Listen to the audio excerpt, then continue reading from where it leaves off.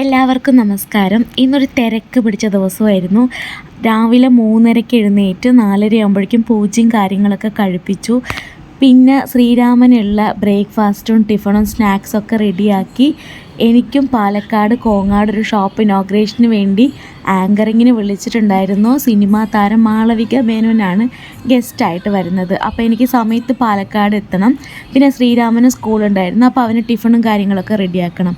അതുകൊണ്ടാണ് കുറച്ച് നേരത്തെ എഴുന്നേറ്റത്.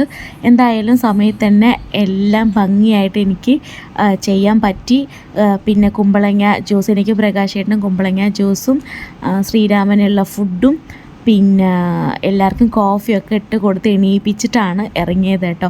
7:30 ആകുമ്പോഴേക്കും ഇറങ്ങി. 2 മണിക്കൂറാണ് കോയമ്പത്തൂരിൽ നിന്ന് കോങ്ങാട്ടിലേക്ക് 2 മണിക്കൂറാണുള്ളത്. പക്ഷെ ഞാൻ പോകുന്ന വഴിക്ക് ഫുള്ള് മഴ, ഭയങ്കര തണുപ്പ്. അതുകൊണ്ട് വാളയാറിൽ എൻ്റെ ഫേവറേറ്റ് ടീ സ്പോട്ടിൽ വെച്ച് ചായയും കുടിച്ചിട്ടാണ് യാത്ര കണ്ടിന്യൂ ചെയ്തത്.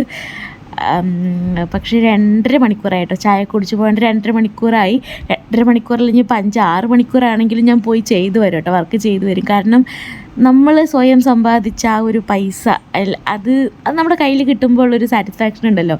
പ്രത്യേകിച്ച് നമ്മുടെ മക്കൾക്ക് അവർ ആഗ്രഹിക്കുന്ന കാര്യങ്ങളൊക്കെ നമ്മൾ സ്വയം സമ്പാദിച്ച പൈസ കൊണ്ട് വാങ്ങിക്കുമ്പോൾ അത് തരുന്നൊരു സന്തോഷവും ഒരു സാറ്റിസ്ഫാക്ഷനും അത് പറഞ്ഞറിയിക്കാൻ പറ്റത്തില്ല. പെൺകുട്ടികളൊക്കെ ഇത് കാണുന്നവരുണ്ടെങ്കിൽ പഠിക്കുക, മാക്സിമം എത്ര പഠിക്കാൻ പറ്റുമോ അത്രയും പഠിക്കുക, നിങ്ങൾക്കൊരു ജോലി നേടിയെടുക്കുക.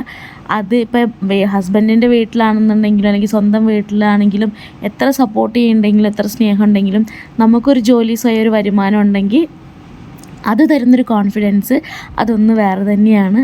ഇത് ഞാൻ പ്രകാശ് ചേട്ടന് കോഫി കൊണ്ടുപോയി കൊടുക്കുന്ന സീനാണ് കേട്ടോ. Good morning, say good morning.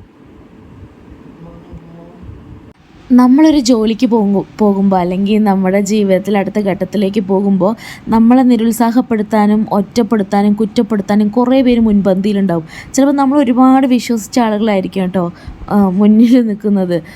എനിക്ക് എൻ്റെ ഈ ജോലിയോടനുബന്ധിച്ച് എന്നെ കുറ്റപ്പെടുത്താൻ അല്ലെങ്കിൽ നമ്മളൊന്ന് അങ്ങോട്ട് മാറിക്കഴിഞ്ഞാൽ നമ്മളെ കുറ്റം പറയാനായിരിക്കും. പക്ഷെ ഇതുകൊണ്ടൊന്നും ഞാൻ തകർന്നു പോയില്ല കേട്ടോ. കാരണം എനിക്ക് ആരെയും ബോധിപ്പിച്ച് എനിക്ക് ജീവിക്കേണ്ട കാര്യം ഉണ്ടായിരുന്നില്ല. കാരണം നമ്മളൊരാളെ ബോധിപ്പിച്ച് ജീവിക്കാൻ തുടങ്ങിക്കഴിഞ്ഞാൽ ആജീവനാന്ത കാലം മുഴുവൻ ഇവരൊക്കെ നമ്മൾ ബോധിപ്പിച്ച് ജീവിക്കേണ്ടി വരും. എനിക്കെപ്പോഴും കൂട്ടായിട്ട് അല്ലെങ്കിൽ എൻ്റെ ശക്തിയായി എൻ്റെ കൂടെ നിന്ന് എൻ്റെ ഭഗവാനാണ്, ഈശ്വരനാണ്, ദേവിയാണ്. എനിക്ക് ഇത്രയും ദൈവവിശ്വാസം വരാനുള്ള കാരണം ഞാൻ ഒറ്റപ്പെട്ടു പോയ ഒരുപാട് സാഹചര്യങ്ങളുണ്ട്. അപ്പോഴൊക്കെ എന്നെ വീഴാതെ ഞാനുണ്ട് ഒരു ശക്തിയായിട്ട് ഒരു ബലമായിട്ട് കൂടെ ഉണ്ടായിരുന്നത് ഈ ഭഗവാൻ മാത്രമായിരുന്നു. അതുകൊണ്ടാണ് എനിക്ക് ഇത്രയും ദൈവവിശ്വാസം. എനിക്ക് എന്തൊക്കെയോ പറയണമെന്നുണ്ട്, പക്ഷേ വീഡിയോ വളരെ ചെറുതായ കാരണം കൊണ്ട് എനിക്ക് ഒരുപാട് സംസാരിക്കാൻ പറ്റില്ല.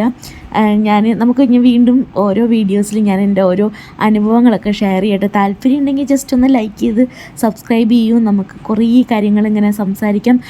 പെൺകുട്ടികളുടെ എനിക്ക് പറയാനുള്ള ഒറ്റ കാര്യമുള്ളൂ, പഠിക്കാവുന്നത്ര പഠിക്കുക, ഒരു ജോലി നേടുക. ജോലി തരുന്നൊരു ആത്മവിശ്വാസം അത് മറ്റൊന്നും തരില്ല.